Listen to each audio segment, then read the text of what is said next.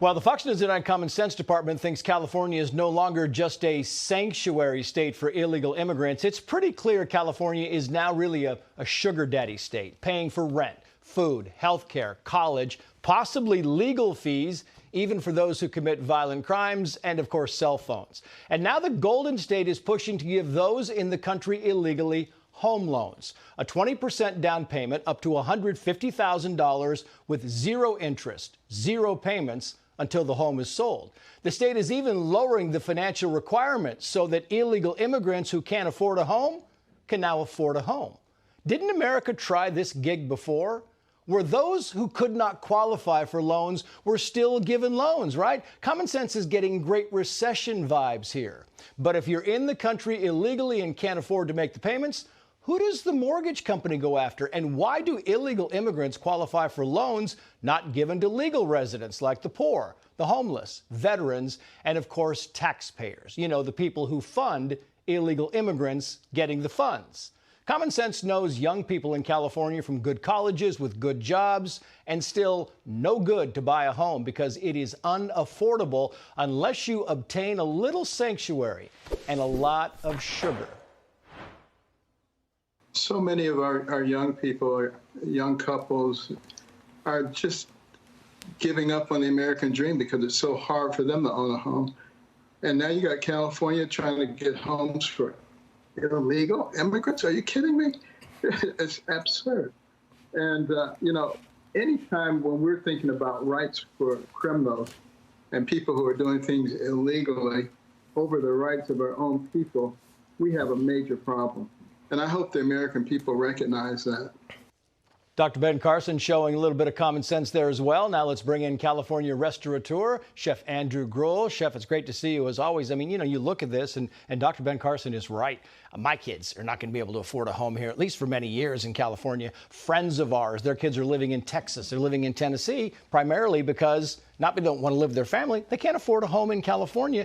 And now they're saying, well, we can't really help the young people out here, but we can certainly help these people who are the, quote, newcomers. Yeah, I mean, classic California, right? Just making absolutely no sense. I look at this through the lens of a business owner or a small business owner, and I think to myself, how is this helping the community? Every single thing that I have to do as a business owner in order to be able to operate and those hoops that I have to jump through are just so arduous. And now you've got people who come to the country, they don't know the laws, they don't understand how the society works, but then they're just being given hundreds of thousands of dollars worth of goods.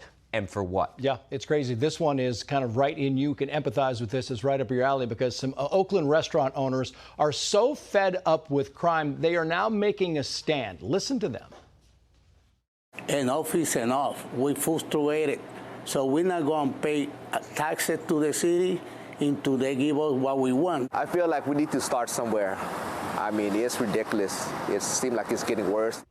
Yeah, I mean, they are restaurant owners, and they are saying we're not paying taxes until they fix what's happening in this city. And you can't really blame them, Chef. Yeah, I mean, look, I think this is the move. I mean, this is civil disobedience by the group. And the business owners have to stand up and say, look, all you want from us is our money to begin with. You don't care about our safety, clearly. So don't pay the taxes. And I actually think that this should be a movement that just goes further and further and further all the way down to the individual. Yeah, and you were just telling me earlier that, you know, Oakland was really the home of this natural food movement, the new food movement, right? It was one of the basic places for California to start this renaissance thing, I mean, any young chef wanted to get their start in Oakland or the Bay Area because they wanted to work for all of these celebrity chefs, and now they've all left the city. It's desolate. It's like tumbleweeds flying by. You can't even cook those. Our Fox affiliate in Oakland said that Taco Bell locations closed dining rooms due to safety concerns. 4 of them in Oakland. Quoting here, Taco Bell locations in Oakland have ceased indoor dining indefinitely, switching to drive-through service only. The decision to halt dine-in operations reportedly stems from repeated robberies at some of the locations and safety concerns. I mean,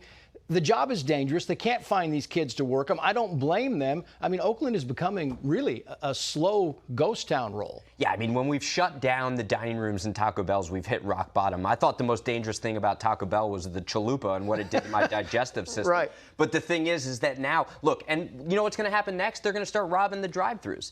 It's not going to stop. That's the sad thing about this. And the economics of having to close your dining room after you've probably paid top dollar to build a drive-thru in these cities, they're losing all their money. Yeah. Chef, great to have you on. Thanks.